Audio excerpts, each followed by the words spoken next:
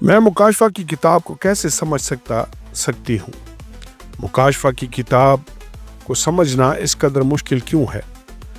Bible مقدس اور بالخصوص مکاشفہ کی کتاب کی تفسیر کرنے کی کلید علم التفسیر کے اصولوں سے واقف ہونا ہے۔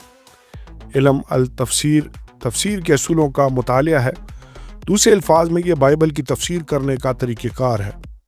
باقاعدہ علم التفسیر یا بائبل کی باقاعدہ تفسیر کا مطالعہ ہے کہ جب تک آیت یا پیراگراف واضح طور پر اشارہ نہ دے کہ مصنف علامتی زبان استعمال کر رہا ہے، ہمیں اسے عام مفہوم یعنی لغوی معنی میں ہی سمجھنا چاہیے۔ اگر جملے کے قدرتی لفظی و لغوی معنی میں مفہوم واضح ہو رہے ہوں تو ہمیں دوسرے معنی کی تلاش نہیں کرنی چاہیے۔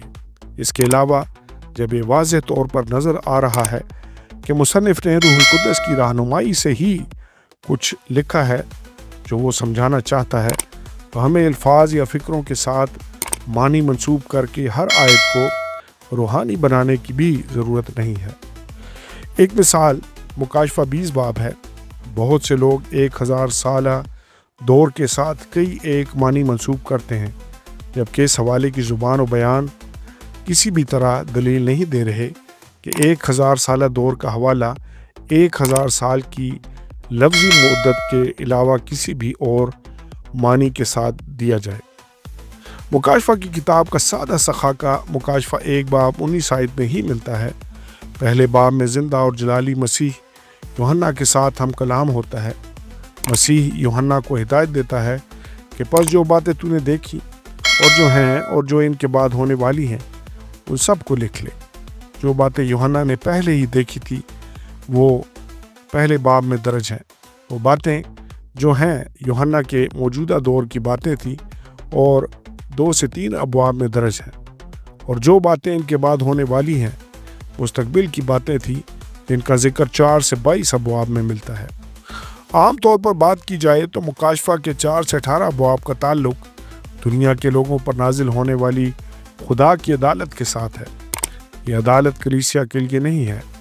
پہلا تسالونیکیوں 5 باب 2 سے 2 اور 9 آیات عدالت کے آغاز سے پہلے کلیسیا کو ایک واقعے میں اٹھا لیا جائے گا، جسے ہم کلیسیا کے اٹھائے جانے کے واقعے کے طور پر جانتے ہیں، اور جس کے لیے انگریزی اصطلاح ریپچر استعمال کی جاتی ہے۔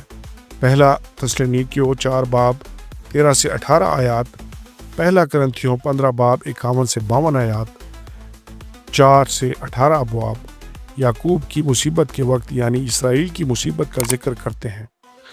یرمیہ 30 باب 7 آیت، دانیل 9 باب 12 آیت، 12 باب 1 آیت۔ یہ غیر ایمانداروں کی خدا کے خلاف بغاوت کی وجہ سے عدالت کا وقت ہوگا۔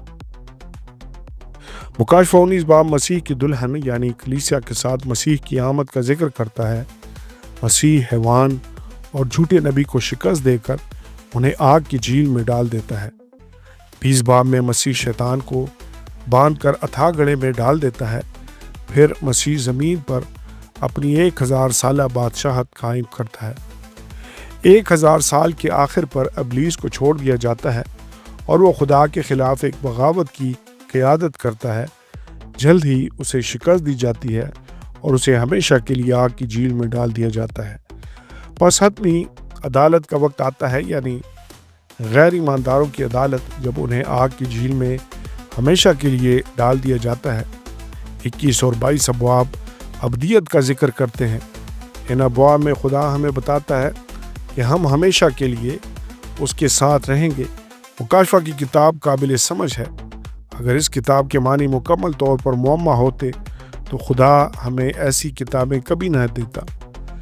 مکاشفہ کی کتاب کو سمجھنے کی کلید ممکنہ طور پر اس کی لفظی لغوی تفسیر کرنا ہے، کیونکہ یہ وہی کچھ کہتی ہے جو اس کا مطلب ہے، اور اس کا وہی مطلب ہے جو یہ کہتی ہے۔ آمین اور آمین۔